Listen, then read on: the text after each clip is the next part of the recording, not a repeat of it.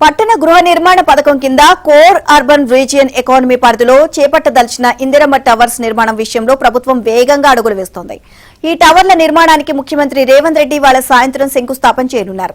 కూకట్పల్లి నియోజకవర్గంలోని కేపీహెచ్బీ కాలనీలో ఈ కార్యక్రమాన్ని నిర్వహించనున్నారు. క్యూర్ పరిధిలో మొత్తం 24 నియోజకవర్గాలు ఉండగా మొదటి దశలో 16 నియోజకవర్గాల్లో టవర్ల నిర్మాణం చేపట్టనున్నారు.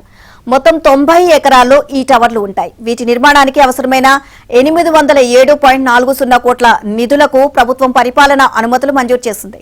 తొలి విడతలో 16 నియోజకవర్గాల్లో గుర్తించిన స్థలాల్లో 8,000 ఇళ్లను నిర్మించనున్నట్లు, ఏడాదిలో 1,00,000 ఇళ్ల నిర్మాణం లక్ష్యంగా ముందుకు వెళ్తున్నట్లు మంత్రి పొంగులేటి శ్రీనివాసరెడ్డి తెలియజేశారు. తొలి విడతలో నిర్మించే ఇళ్లలో ఏడాదిలో గృహ ప్రవేశాలు జరిగేలా ప్రణాళికలు రూపొందించినట్లు పేర్కొన్నారు.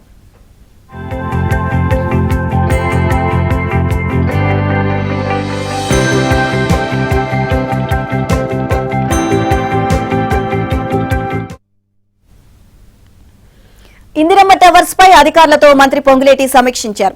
కూకట్పల్లిలో గుర్తించిన 5 ఎకరాల స్థలంలో 4 టవర్లు నిర్మించనున్నామని, ఒక్కో టవర్లో 120 ప్లాట్లు ఉంటాయని, ఒక్కో ఫ్లోర్ లో 12 ఫ్లాట్స్ చొప్పున మొత్తం 480 ఇళ్ల నిర్మాణం జరుగుతుంది అని చెప్పారు. వీటికి 43.20 కోట్లు ఖర్చవుతుంది అన్నారు. ఈ ఇళ్ల కోసం జూలై 20 నుంచి దరఖాస్తులు స్వీకరించామని, నిన్నటి వరకు 50,000 దరఖాస్తులు వచ్చాయని తెలిపారు. ఈ నెల 15 వరకు దరఖాస్తుల స్వీకరణ కొనసాగుతుందని, అనంతరం అర్హతలను పూర్తి స్థాయిలో పరిశీలించి ఎలాంటి రాజకీయ జోక్యం, అవకతవకలకు తావు లేకుండా అర్హులైన పేదలకు లాటరీ ద్వారా ఇళ్లు కేటాయిస్తామని చెప్పారు. ఇళ్లు మంజూరు కాని దరఖాస్తుదారులకు వారు చెల్లించిన 10 ఈఎంటీ వెంటనే తిరిగి చెల్లిస్తామని అన్నారు.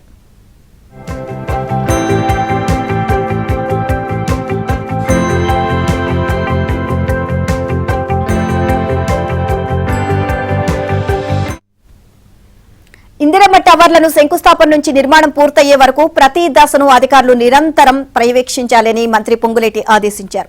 వచ్చే ఏడాది బోనాల పండుగ సమయానికి ఎంపికైన లబ్దిదారులతో గృహ ప్రవేశాలు చేయించడమే ప్రభుత్వ లక్ష్యమని ప్రకటించారు. హైదరాబాద్ లో భూముల ధరలు ఆకాశాన్ని అంటుతున్నా నగరంలోనే సొంత ఇల్లు కావాలనే పేదల ఆకాంక్షను నెరవేర్చేందుకు ప్రభుత్వం ఇందిరమ్మ టవర్లను అత్యంత ప్రతిష్టాత్మకంగా చేపట్టింది అన్నారు. హైదరాబాద్ గృహ నిర్మాణ రంగంలో ఇది ఒక కొత్త అధ్యాయానికి నాంది పలుకుతుంది అన్నారు.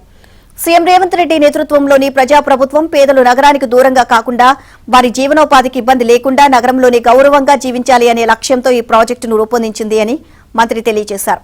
నగరంలోని అత్యంత కీలక ప్రాంతాలను గుర్తించి ఆయా ప్రాంతాల్లో అవసరాన్ని బట్టి 10 అంతస్తుల వరకు టవర్లను నిర్మించనున్నట్లు వెల్లడించారు.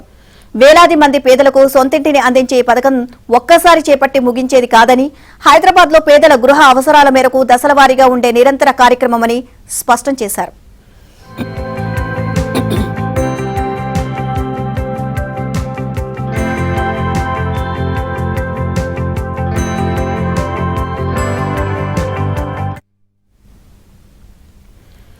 ఇందిరమ్మ టవర్స్ లో ఫ్లాట్ కోసం దరఖాస్తు చేసుకున్న వారిలో ఇల్లు మంజూరైన లబ్దిదారు తన వాటా 6 లక్షలను 4 దశల్లో చెల్లించాల్సి ఉంటుంది.